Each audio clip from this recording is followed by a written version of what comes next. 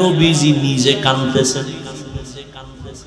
আমি আয়েশা অল্প বয়স, কারণ আমার 6 বছর বয়সে নবীর সাথে বিয়া হয়েছে। কয় বছর? মাত্র 6 বছর। 9 বছর যখন আমার বয়স তখন আমি নবীর ঘরে গেছি। আর আমার যখন 18 বছর বয়স হইল তখন নবী আমার থেকে বিদায় নিয়ে চলে গেলেন রওজা মোবারকে। আর আমগো বোনদের তো 18তে বিয়েই হয় না।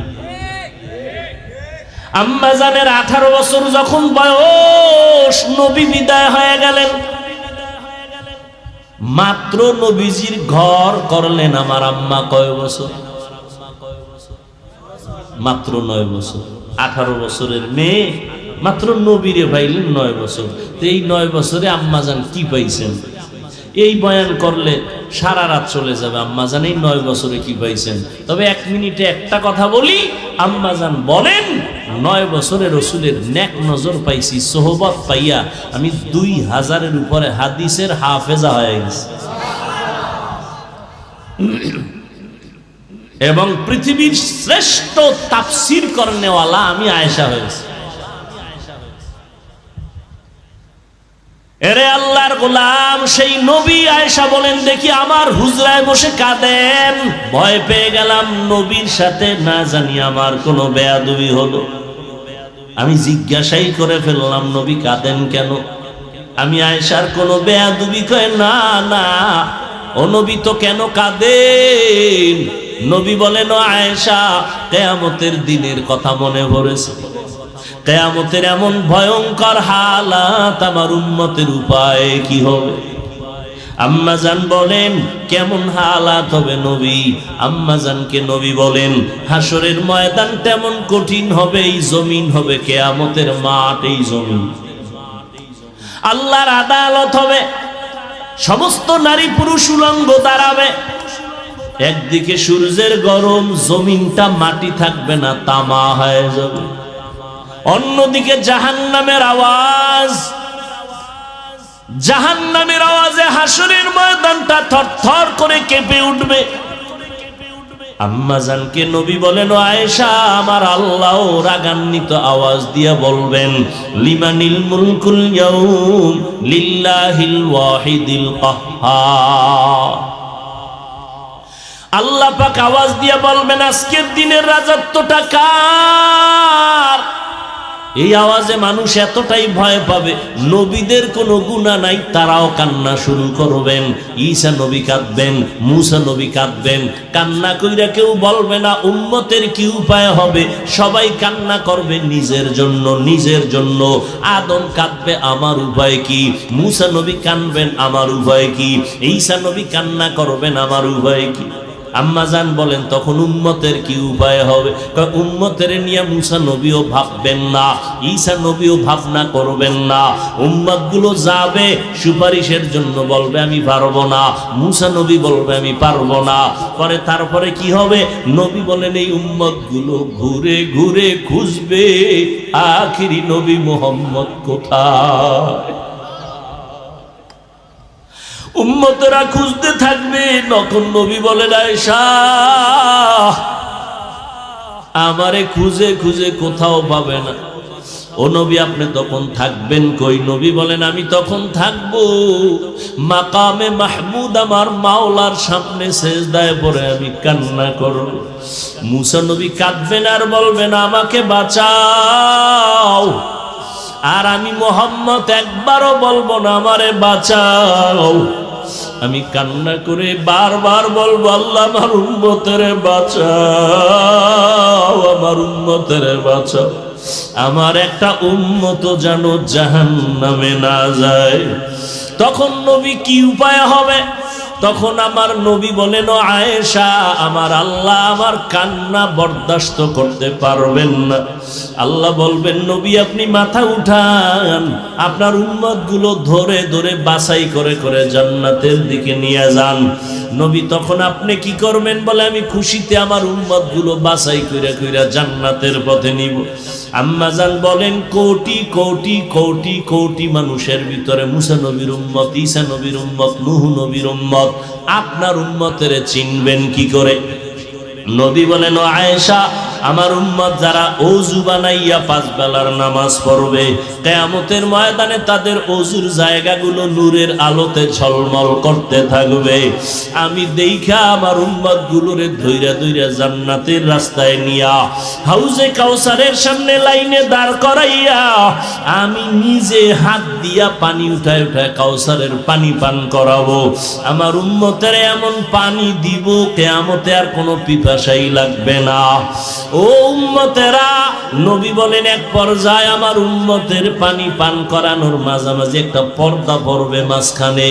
উম্মত একদল পানি পান করে জান্নাতের গেইটের সামনে যাবে, আর একদল পর্দার ভিতরে থেকে গেল, এদের আসতে দেওয়া হচ্ছে না।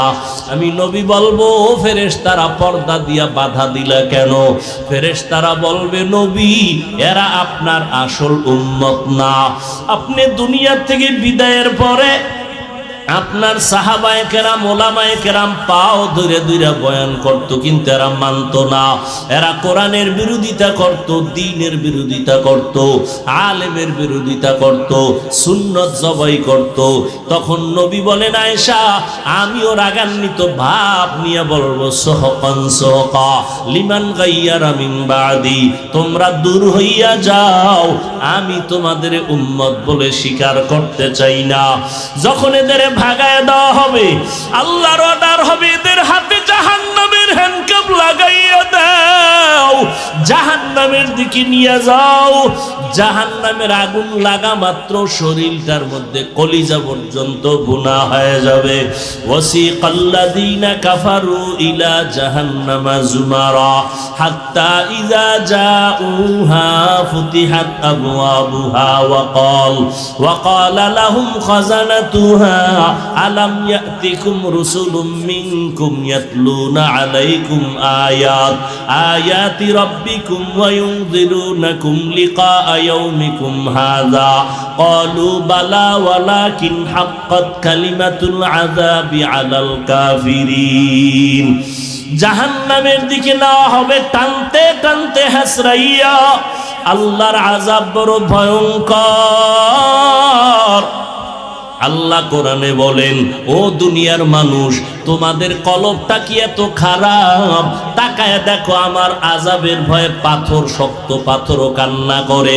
সুম্মা কাসাত কুলুবুকুম মিন বাদি যালিকা ফাহিয়া কাল হিজারা আও আশাদ্দু কসওয়া ওয়া ইন্না মিনাল হিজারাতি লামা ইয়াতাফাজ্জারু মিনহুল আনহার ওয়া ইন্না মিনহা লামা ইয়াশাক্কাকু ফায়াখরুজু মিনহুল মা ওয়া ইন্না মিনহা লামা ইয়াহবিতু মিন খাশিয়াতিল্লাহ ওয়া মাল্লাহু বিগাফিলিন আম্মা তা'মালুন। আল্লাহ কোরআনে বলেন, ও বান্দা, তুমি না মানিয়া কোথায় যাবা? আল্লাহর আযাবের ভয়ে পাহাড়ের মধ্যে তাকায় দেখো, পাহাড়ের পাথরগুলো কান্না করে আল্লাহর আযাবের ভয়।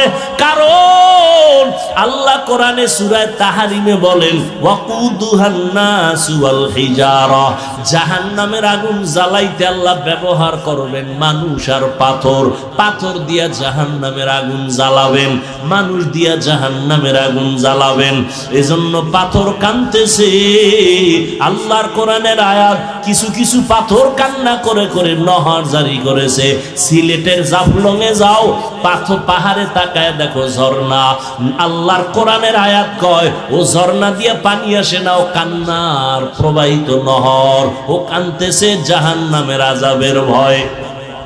কিছু কিছু পাথর আছে টপ টপ করে পানি পড়ে কান্না, আর কিছু পাথর আছে ওরা আল্লাহর ভয়ে লাফায়।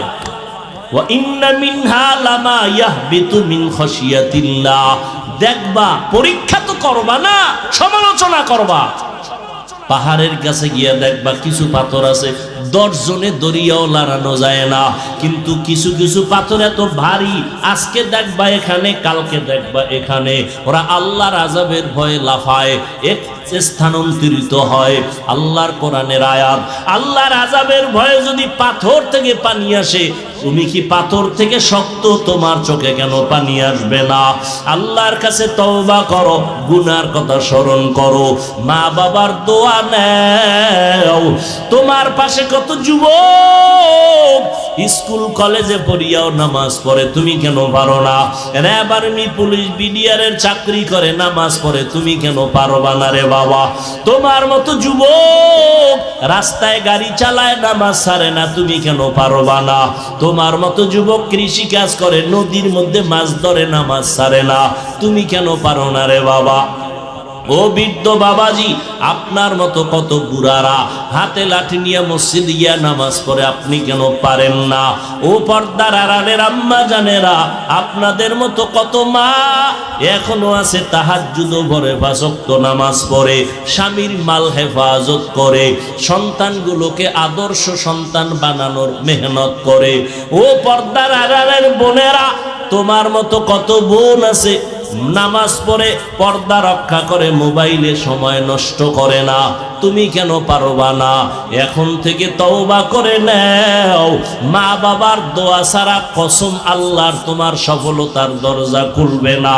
তুমি ডাক্তার হও, ইঞ্জিনিয়ার হও, আর যাই হও না কেন, মা বাবার দোয়া ছাড়া আগানো যাবে না। ওই মা বাবার দোয়ার কারণে আজ এই চেয়ারে বসছি, ওই মা বাবার দোয়া, চোখের পানিতে আজকে তুমি পরীক্ষায় ভালো নাম্বার পেয়েছো, ওই মা বাবার দোয়া, চোখের পানিতে তুমি টাকার মালিক, বাড়ির মালিক হয়েছো। ওই মা বাবারে কাদাইও না রে যুবক, মা বাবার দোয়া নিয়ে তওবা করো। মাকে গিয়া বলবা, মা আজকে মোনাজাতে কত যুবক কান্না করলো, আমার চোখে পানি নাই কেন? মনে হয় তুমি কষ্ট পেয়েছো, আমার ব্যবহারে তুমি বেজার। মা তুমি দোয়া করে দাও, আজকে থেকে তওবা করেছি, নামাজ ছাড়বো না, দাড়ি কাটবো না, নবীজির কলিজায় আঘাত দিব না, সুন্নাত অনুযায়ী চলবো, ওলামায়ে কেরামের পরামর্শ নিয়ে চলবো, আর জাহান্নামের পথে চলবো না। মা তখন দোয়া করে দিবে, আর সে আজিমের দরজাটা খুলে যাবে রে বাবা। ওই মা বাবার সাথে বেয়াদবি করবা না, ওলামায়ে কেরামের পরামর্শ নিয়ে নবীর তরিকায় চলবা। তওবা সবার কপালে নসিব হবে না। শুরুতেই বলেছিলাম, নবীজির বয়ানে আবু জাহাল কালেমা পড়ে নাই, আবার দেখো তাকাইয়া নবীজির কল্লা কাটতে আসিয়া ওমরের মতো বান্দা কালেমা পড়ে ফেলেছে। এখানে কিয়ামত পর্যন্ত কিছু মানুষ এভাবেই থাকবে, আবু জাহালের মতো পাথরওয়ালা অন্তর, হাজারো বয়ানে দিল নরম হবে না, বরং বয়ানের পরে বাইরে গিয়া সমালোচনা করে গুনাহগার হবে। আর একদল আল্লাহর বান্দা ওমরের মতো গুনাহগার, কিন্তু ময়দানে আসার পরে দিলটা নরম হয়ে যাবে, কান্না করে তওবা করবে, আর বলবে জীবনে গুনাহ করব না, নামাজ ছাড়ব না। জানি না কার কপালটা আবু জাহালের মতো, কার কপাল ওমরের মতো। এখনো সময় আছে, তওবা করে নাও। মনে মনে মনে মনে বলো, আল্লাহকে ডাকো, আর বলো, হে আল্লাহ, জীবনে গুনাহ কম করি নাই, তুমি রাগ করিয়া পানি বন্ধ করো নাই, খানা বন্ধ করো নাই, বাতাস বন্ধ করো নাই, সম্মান থেকে ফালায়া দাও নাই। আজকে থেকে তওবা করে নিলাম, মরিয়া গেলে যাব, বেঁচে থাকলে থাকবো তোমার দয়া, তবে আর নামাজ ছাড়বো না, দাড়ি কাটবো না, বেপরদায় চলবো না। তুমি ডাক্তার হও, ইঞ্জিনিয়ার হও, প্রফেসর হও, সম্মান বেড়ে যাবে। মা বাবার দোয়া নিয়ে চলবা, কষ্ট আর দিবা না। নিয়ত যদি পাক্কা থাকে, অন্তরে কোনো মুনাফিকি না থাকে, তওবার নিয়ত যাদের খাঁটি আছে, তাদের বলবো দুটো হাত আল্লাহকে দেখায় দাও।